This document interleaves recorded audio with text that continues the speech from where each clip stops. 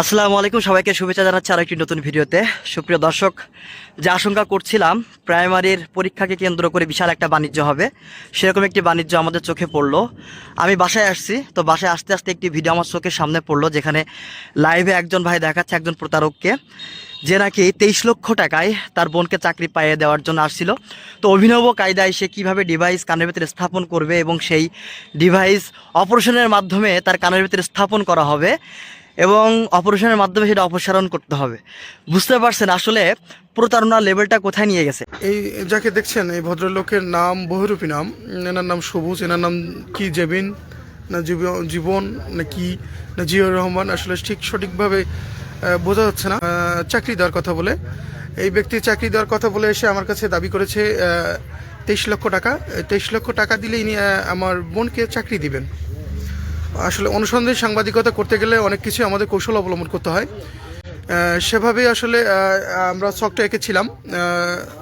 এছাড়া আমি বিভিন্ন জায়গায় খবর নিচ্ছি, এই প্রতারক চক্র তারা কিন্তু বিভিন্ন জায়গায় এই প্রশ্ন দেবে এবং প্রশ্ন ফাঁস করবে, এই সম্পর্কিত বিষয়ে তারা কিন্তু টাকা পয়সা নেওয়ার চেষ্টা করতেছে।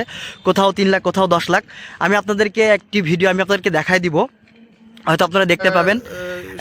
এই যে লোকটা, এই লোকটা আসলে একজন প্রতারক এবং সমস্ত ডকুমেন্টস প্রমাণ থাকার পরেও তার বিরুদ্ধে কেন ব্যবস্থা নেওয়া হচ্ছে না এই সম্পর্কিত বিষয়ে কিন্তু যিনি লাইভ করেছেন তিনিও একজন সাংবাদিক ভাই, তিনি প্রশ্ন করেছেন যে কেন তার বিরুদ্ধে ব্যবস্থা নেওয়া হচ্ছে না। তো যে আশঙ্কাটা সবাই করছিল যে প্রাইমারির আসন্ন যে পরীক্ষা হতে যাচ্ছে, এই পরীক্ষা কেন্দ্রিক একটি প্রশ্ন বাণিজ্য হতে যাচ্ছে, প্রশ্ন ফাঁস করার যে চক্র, এই চক্রটা কিন্তু খুবই সক্রিয় রয়েছে। বিভিন্ন কৌশলে দাওয়াবেন, সেটা হচ্ছে উনি বিভিন্ন রকম ডিভাইস ব্যবহার করাবেন, কানের ভিতরে এমন ডিভাইস লাগাই দিবেন যে ডিভাইস দিয়ে আমরাও বের করতে পারবো না, সাধারণ মানুষও বের করতে পারবে না এই ডিভাইস। ওনারাই সেট আপ করে দেবেন, এইদিকে তাকান, ইনি সেট আপ করে দিবেন এবং ইনিই বের করতে পারবেন শুধুমাত্র। এনারা এক প্রকার সার্জারি করে আসলে এই কানের ভিতর ডিভাইস দিবেন। তো এই ভদ্রলোক বাড়ি হচ্ছেন আলমপুরের হচ্ছে। তো আপনাদের আশেপাশে যারা এরকম ধরনের সওদা করার চেষ্টা করতেছে, 10 লাখ 20 লাখ টাকা, 23 লক্ষ টাকায় প্রাইমারির প্রশ্ন, চিন্তা করতে পারতেছেন। আমি আসলে আসছিলাম বাসায়, কিন্তু বাসে আসতে গিয়ে যখন আমি দেখি যে এরকম একটা ভিডিও, তখন আসলেই মন ভেঙে গেছে, বলার আসলে কিছুই নাই। তো বুঝতেই পারতেছেন যে এরকম একটি সিচুয়েশানে কিভাবে মানুষ প্রিপারেশান নিবে, তাদের মনোবলটা কোথায় থাকে। তো আমি আপনাদেরকে দেখাবো, আসলে লাইভটা দেখাবো, মানে কিভাবে লোকটাকে ধরছে এবং কোনোভাবে প্রমাণ থাকা সাপেক্ষে তার বিরুদ্ধে কোনো ব্যবস্থা না হচ্ছে না। তো এরকম ধরনের সওদা চলতেছে সারা বাংলাদেশ ব্যাপী। আপনাদের এলাকায় এরকম কোনো সংযোগ চলতেছে নাকি যে প্রশ্ন ফাঁসের করে দেওয়ার জন্য আগে থেকে সওদা টাকা পয়সা নিয়ে নেওয়া? এরকম ধরনের যদি কোনো সওদা হয়ে থাকে আপনারা কমেন্ট বক্সে জানাবেন। মানে কি বলবো, বলার কিছু আসলে নাই। এর মুখ দিয়ে শুনুন যে কিভাবে তারা ডিভাইস স্থাপন করবে এবং প্রশ্ন কিভাবে পাবে না পাবে সে সম্পর্কিত ইন ডিটেলস আলাপ কিন্তু তারা লাইভে করছে। আসলে বুয়েটের কথাই বলতেছিলাম গত ভিডিওতে, যে তারা খুব কঠিন ব্যবস্থা নিয়েছে এবং এই কঠিন ব্যবস্থার মধ্য দিয়ে তাদের পরীক্ষার সমস্ত কার্যক্রম তারা হাতে নেবে। কিন্তু যেটা আমরা দেখতে পেলাম, যে সওদা হচ্ছে, আসলে এদের পেছনে তো অনেক বড় বড় মানুষ থাকে। বড় মানুষ ছাড়া কখনোই এত বড় একটি কার্য সম্পাদন করা কখনোই সম্ভব না। তাদের বিরুদ্ধে কিন্তু ব্যবস্থাও নেওয়া যায় না।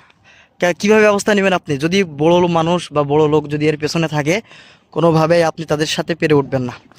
তো এটি খুবই দুঃখজনক একটা ব্যাপার, বিশেষ করে আসন্ন পরীক্ষা কিছুদিন পরে অনুষ্ঠিত হবে।